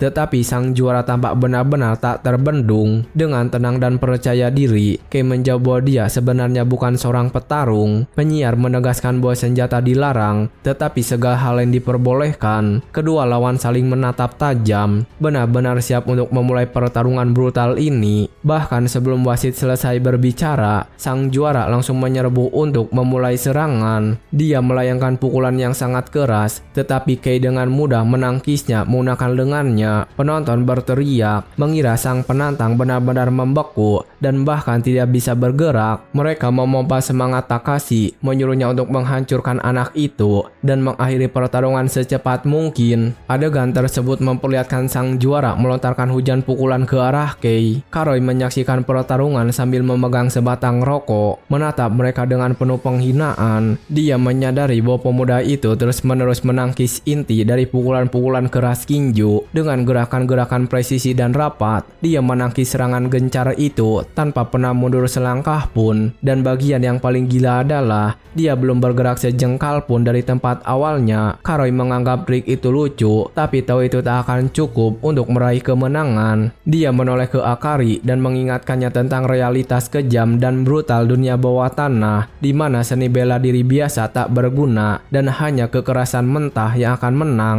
Sang juara terus menyerang dengan ganas, tapi tetap tak bisa mendaratkan satu pukulan bersih pun. Karoi mengklaim bahwa yang benar-benar menentukan pemenang adalah kekerasan murni tanpa filter. Dia lalu menyentuh Bo Akari dengan cara yang tidak sopan dan posesif, serta memperingatkannya bahwa setelah ini selesai, dia juga harus memberinya pelajaran yang keras. Dengan senyuman sinis, dia berkata bahwa bahkan seekor hewan pelihara pun perlu belajar disiplin. Dia tertawa dalam hati, sangat puas dengan kekuasaan dan kendalinya atas seluruh ruangan. Seorang penonton menyebutnya lelucon belaka dan mengatakan dia tak lebih dari seekor anjing peliharaan Garden. Dengan jijik, Akari mengatakan sikapnya membuat merasa mual dan jijik. Karoi kehilangan kesabaran dan dengan marah menghancurkan rokoknya ke dalam asbak. Dia berteriak pada Kinju untuk berhenti main-main dan segera mengakhiri pertarungan itu. Tiba-tiba, dia menyadari ada yang sangat salah dengan petarung tak terkalahkannya. Petarung bertinju keras itu terengah-engah dan berkeringat deras. Secara fisik tak mampu melanjutkan serangan. Kei menatapnya dengan senyuman mengejek. Dasinya terlempar longgar. Juri tercengang melihat Kinju kehabisan tenaga, meskipun dia satu-satunya yang melancarkan pukulan. Anak itu mengejeknya, bertanya apakah dia bahkan tidak bisa menggerakkan satu jari pun lagi. Dengan satu pukulan yang tepat sasaran, dia menghantam rahang sang juara dengan segenap tenaganya. Pria bertubuh besar itu terjatuh akibat hantaman itu, benar-benar dikalahkan oleh satu pukulan saja. Keheningan total menyelimuti arena saat tubuh raksasa itu terbaring diam di atas matras. Penonton benar-benar terkejut, tidak percaya dengan apa yang baru saja mereka saksikan. Wasit mulai menghitung dan Katejiri bertanya-tanya apa yang telah dilakukannya hingga pertarungan berakhir begitu cepat. Bocah itu menjelaskan bahwa hal pertama yang harus dilakukan saat mengalahkan seekor binatang buas adalah mematahkan taringnya. Dengan bingung, sang penjaga sama sekali tidak mengerti maksud perkataannya. Tiba-tiba, wasit terjatuh ke lantai dalam keadaan pingsan, membuat semua orang di ruangan itu terkejut. Katejiri akhirnya menyadari bahwa target Kei sejak awal bukanlah sang juara. Di tengah kekacauan total, Campanula muncul dan mulai melumpuhkan semua orang yang terlihat. Sebuah bayangan misterius bergerak di antara para pria itu,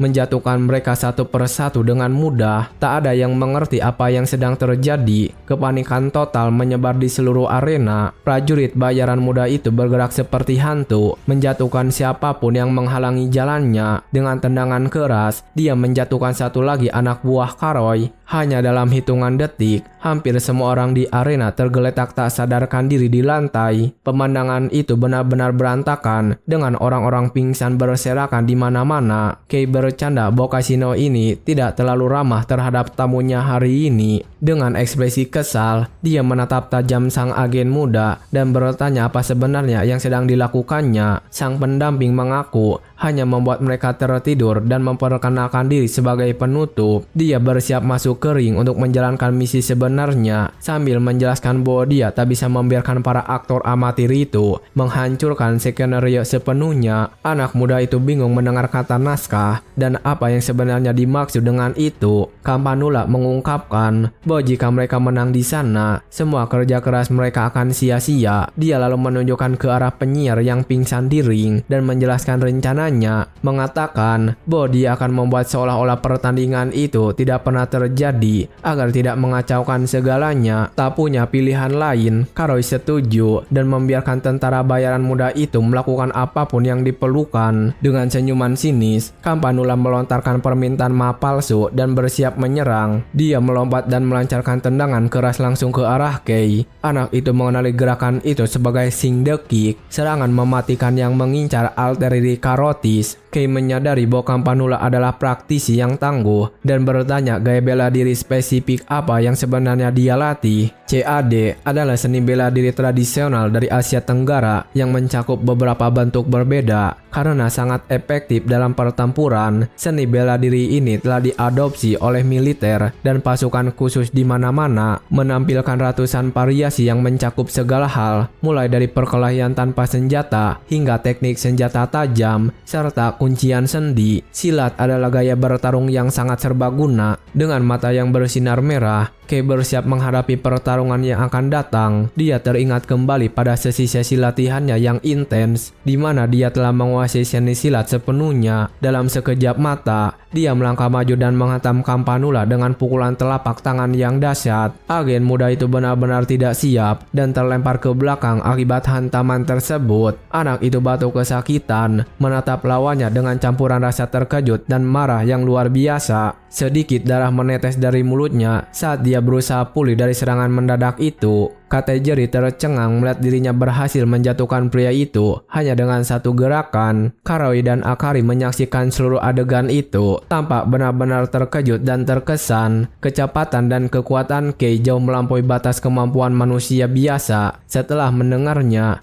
dia bertanya, apakah Campanula juga anggota sindikat Funeral Flower? Pemuda itu mengonfirmasinya dan memperkenalkan diri sebagai Campanula, bunga ras syukur. Dengan senyum sinis, dia berterima kasih atas permainan seru di akhir pekerjaan yang membosankan. Kedua tentara bayaran itu saling menatap di atas ring, benar-benar siap memulai ronde kedua. Kei mengatakan bahwa kesenangan itu sepenuhnya miliknya dan bersiap untuk pertukaran serangan berikutnya. Dengan tatapan liar, dia menyatakan bahwa kini dia bisa bertarung tanpa menahan apapun. Penonton atau yang masih terjaga di antara mereka menyaksikan dalam keheningan, terkejut oleh perkembangan peristiwa yang gila ini. Kategori sama sekali tidak bisa mempercayai apa yang disaksikan dan menjadi benar-benar tak bisa berkata-kata. Karoi dan Akari terus mengamati setiap gerakan yang dilakukan kedua petarung itu. Pemuda itu mengakui bahwa dia sama sekali tidak ingin menerima pukulan telapak tangan seperti itu lagi. Campanula menatapnya dengan senyuman menantang, benar-benar siap bertukar pukulan. Dalam benaknya, Kei tahu bahwa dia harus memahami gaya bertarung anak itu. Agen muda itu mengejeknya sambil menyinggung bahwa seluruh panggung tiba-tiba menjadi sunyi. Dia bertanya apakah lawannya kehabisan bahan untuk pertunjukan improvisasinya dan menantangnya untuk menyerang. Bergerak dengan kecepatan luar biasa, dia menerjang dan melayangkan pukulan lurus ke arah Kei. Anak itu terkejut melihat betapa cepatnya lawannya, tetapi nyaris saja berhasil menghindar. Campanula terus menekan serangan dengan rentetan pukulan yang cepat dan tepat. Keduanya saling bertukar pukulan dengan kecepatan tinggi dalam tarian yang sangat berbahaya antara keterampilan dan kekuatan murni. Kei menganalisis pola serangan lawannya dan menyadari sesuatu yang sangat aneh. Dia menghindar dari pukulan-pukulan cepat si tentara bayaran muda dengan ekspresi yang jelas-jelas bingung. Gerakannya memang cepat, tetapi jalur serangannya terlalu mudah dibaca oleh seorang petarung berpengalaman. Serangan-serangan itu sangat jelas dan dapat diprediksi, sehingga tidak benar-benar menimbulkan ancaman serius. Hal ini sangat berbeda dengan keterampilan martial yang terasah milik Licorice, guru lamanya. Kei yang terkejut bertanya-tanya mengapa tak satupun pukulannya mengenai sasaran. Dia terus menyerang dengan ganas, tetapi Kei dengan mudah menghindar dari setiap serangan. Agen muda itu akhirnya mengenai lengan lawannya dengan pukulan telapak tangan yang cepat. Dia mundur untuk mempersiapkan langkah berikutnya, masih tercengang melihat betapa hebatnya anak itu sebenarnya. Kategori bersorak atas serangan itu, tetapi pertarungan masih jauh dari selesai. Dia baru saja mengenai saraf radial tepat di lengan atas lawannya. Dengan senyuman sinis, dia menilai gerakan itu sebagai teknik gunting dari silat. Tetapi dia menyadari bahwa alih-alih menggunakan lengan bawah, anak itu menggunakan tulang pisipom untuk serangan tersebut. Terkejut, dia bertanya-tanya apakah itu mungkin metode legendaris untuk mengalahkan lawan. Kei mengonfirmasinya dan bertanya apakah gerakan itu kembali populer belakangan ini. Dia mengungkapkan bahwa itu adalah seni bela diri terlarang yang secara khusus ditunjukkan untuk mengalahkan keberadaan target-target yang terkubur dalam sejarah dan bahwa orang terakhir yang menggunakannya telah meninggal 17 tahun yang lalu sehingga gaya tersebut terlupakan. Dengan melayangkan tendangan keras, dia menyerang Campanula yang menghindarinya dengan kelincahan yang mulus. Campanula membalas dengan pukulan telapak tangan, tetapi serangan itu diblokir sepenuhnya. Kei berhasil menghentikan serangan itu dengan lengannya, menyerap hantaman yang sangat kuat. Dia terkejut dengan kekuatan pukulan itu dan betapa terampilnya lawannya sebenarnya. Dengan senyum penuh antusiasme, Campanula menyebut menarik dan mengatakan ingin melihat lebih banyak lagi. Anak muda itu bersiap untuk pertukaran serangan berikutnya, menyadari bahwa dia sama sekali tidak boleh meremehkan pria ini. Mereka bertukar pukulan dan tendangan keras dengan kecepatan kilat dalam pertarungan yang sangat seimbang. Campanula bergerak begitu cepat hingga menciptakan bayangan ganda untuk mencoba membingungkannya, tetapi Kei tidak terpancing dan menghindar dari semua serangan yang datang dengan mudah. Campanula tahu bahwa para ahli bela diri membaca gerakan persiapan lawan mereka. Mereka memprediksi aksi berikutnya agar bisa bereaksi cukup cepat untuk memblokir atau menghindar. Jika tidak, mengikuti pertukaran serangan yang berlangsung dalam sepersekian detik akan mustahil. Namun dia menyadari bahwa pria itu sebenarnya menghindar dari serangannya setelah melihat serangan itu datang. Campanula bertanya-tanya apakah kecepatan reaksinya benar-benar melampaui batas manusia. Kei kemudian mengejutkannya dengan serangan dari atas saat dia masih di udara. Dengan senyuman percaya diri, dia bersiap mengakhiri pertarungan ini. Dalam satu gerakan eksplosif, dia menghantamnya ke lantai dengan kekuatan penuh. Campanula terjatuh dengan keras, tetapi berhasil bangkit kembali dengan cepat. Kategori berteriak memanggil nama Kei, jelas khawatir tentang bagaimana pertarungan ini akan berakhir. Akari menyaksikan adegan itu dalam diam, benar-benar terkejut melihat betapa brutalnya pertarungan ini. Karoi condong ke depan, tak sabar ingin melihat siapa yang akan keluar sebagai pemenang dalam pertarungan tentara bayaran ini. Dia membual dengan lantang, mengatakan inilah wujud kekerasan sejati di dunia bawah tanah, dan bahwa pertarungan sesungguhnya hanyalah soal siapa yang akan pergi membawa hadiahnya. Akari menyebutnya pengecut sejati, mengingatkannya bahwa dia hanya banyak bicara tapi tak pernah bertindak. Dia mengancamnya, mengatakan bahwa begitu ini berakhir, dia akan membayar harga yang sangat mahal. Kei tetap teguh di posisinya, siap bertarung tanpa berkeringat sedikit pun. Kedua agen itu saling menatap lagi, tepat di tengah ring yang hancur berantakan. Anak itu kemudian mengungkapkan bahwa dia telah mengetahui persis apa kemampuan khusus Campanula. Dia menunjukkan bahwa ciri utama tentara bayaran muda itu adalah sarafnya yang telah ditingkatkan secara artifisial. Dengan senyuman yang sangat bersemangat, Campanula mengonfirmasi hal tersebut dan membanggakan betapa uniknya dirinya.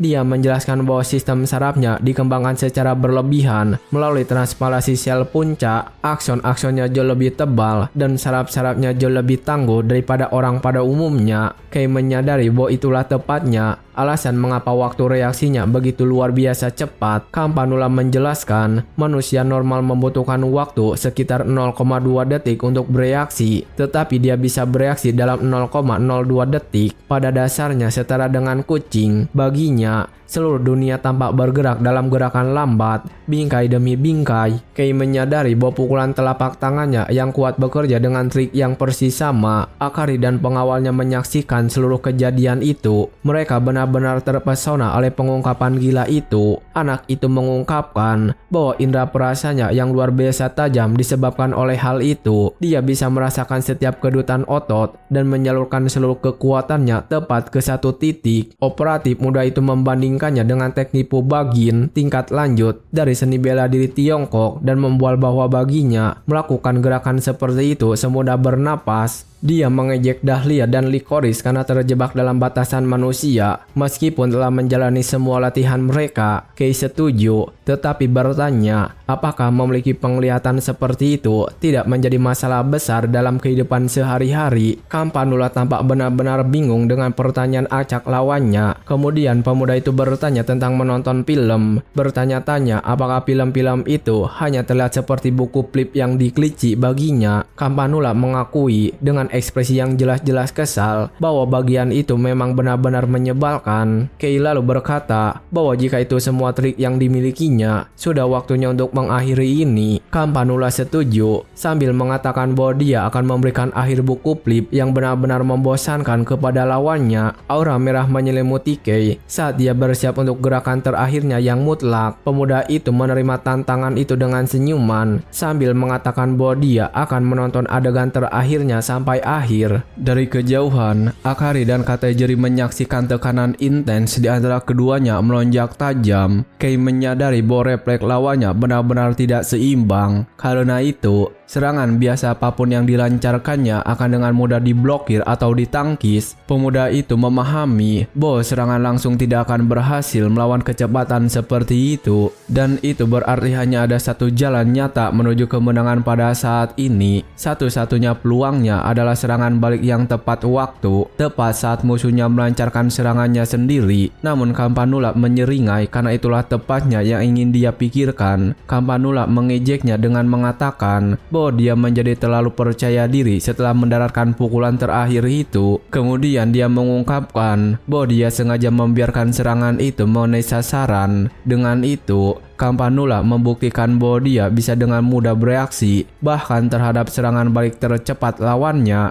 Anak itu benar-benar lengah dan tidak bisa menangkis gerangan musuh yang sangat cepat. Dia menerima pukulan keras tepat di wajah yang membuatnya terlempar ke belakang. Lawan itu menjelaskan bahwa serangan mendadak apapun sudah diperhitungkan dalam skenario-nya. Dia senang melihat musuh-musuhnya berpegang teguh pada harapan palsu yang dia berikan. Dengan melancarkan tendangan mematikan, dia melontarkan anak itu langsung ke udara. Agen berambut pirang itu berteriak agar dia menghadapi ajalnya saat menyerang dengan segenap tenaga yang dimilikinya. Namun Kei entah bagaimana berhasil tetap berdiri setelah menerima pukulan berat itu. Pemuda itu mengejeknya agar mencoba serangan balasan lagi sambil mengklaim bahwa ini akan menjadi penutup yang megah. Anak itu hanya menatapnya balik dengan ekspresi yang sangat serius dan penuh tekad. Campanula menjadi bingung melihat bahwa Kei tidak bergerak sama sekali dan bertanya mengapa dia tidak membalas serangan. Dia memutuskan bahwa hal itu tidak masalah karena dari jarak sejauh ini, serangan balasan sama sekali tidak akan berguna. Mengira pertarungan sudah berakhir, dia melayangkan pukulan terakhirnya untuk mengakhiri semuanya. Namun tepat di detik terakhir, tubuh Kei bergeser sedikit ke samping. Campanula benar-benar tercengang, tak mengerti apa yang baru saja terjadi, sebab serangan balasan Kei sebenarnya dilancarkan. Bahkan sebelum pukulan itu dilayangkan, reaksi hiperreseptifnya hanya berfungsi terhadap ancaman yang dapat dia lihat secara jelas. Dan tepat pada saat pukulan itu mendarat, ujung jari anak itu dengan lembut menyentuh titik tepat di antara alisi berambut pirang. Itulah teknik rahasia laka mati yang dikenal sebagai jarum racun. Ini adalah serangan yang mengenai saraf trigeminal sehingga sepenuhnya melumpuhkan transmisi informasi. Namun, begitu target memasuki keadaan fokus ekstrim yang mutlak, teknik tersebut berubah menjadi racun yang perlahan-lahan menghancurkan indera musuh seiring berjalannya waktu. Dengan senyum sinis, dia bertanya apa pendapatnya tentang akhir besar dari skenario megahnya. Tak lama setelah itu,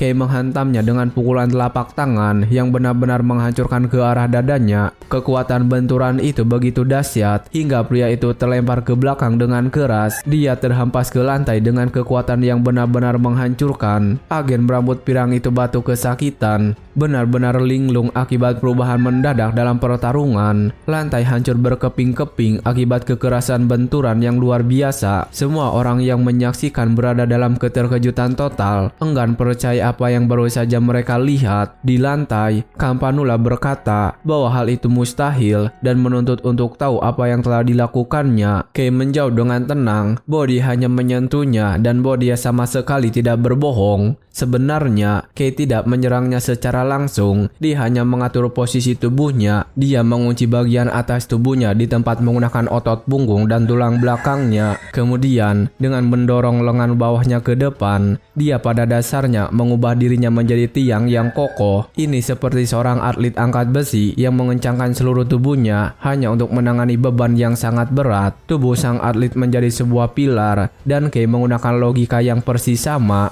Dia mengubah tubuhnya menjadi tiang yang kokoh, tertancap lurus ke dalam tanah. Dengan melakukan itu, dia sepenuhnya memblokir jalur semua kekuatan yang dilontarkan Campanula kepadanya. Energi kinetik dari pukulan itu kemudian memantul kembali ke tubuh Campanula itu sendiri. Dengan kata lain, itu seperti Campanula melemparkan dirinya dengan kecepatan penuh ke arah tombak yang tertancap di tanah. Itulah ranah teknik rahasia Tiongkok yang dikenal sebagai meminjam kekuatan untuk membalas serangan. Kei berdiri tegak sambil menatap lawannya yang telah benar-benar kalah. Setelah kalah telak, Campanula bertanya apakah Kei menggunakan kekuatannya sendiri untuk mengalahkannya. Campanula teringat pembicaraan tentang saraf dan menyadari bahwa seluruh percakapan itu hanyalah umpan. Anak itu menegaskan bahwa seluruh percakapan itu hanya untuk mengulur waktu hingga serangan itu berefek. Sambil meringkis kesakitan di lantai, Campanula mengakui bahwa itu bukanlah langkah yang buruk dan bahwa skenarionya benar-benar hancur berantakan. Kei lalu menyatakan bahwa agen-agen pada akhirnya selalu berakhir di sisi yang berlawanan, dan meskipun dulu dia pernah menjadi sekutu, dia menutup perkataannya dengan mengatakan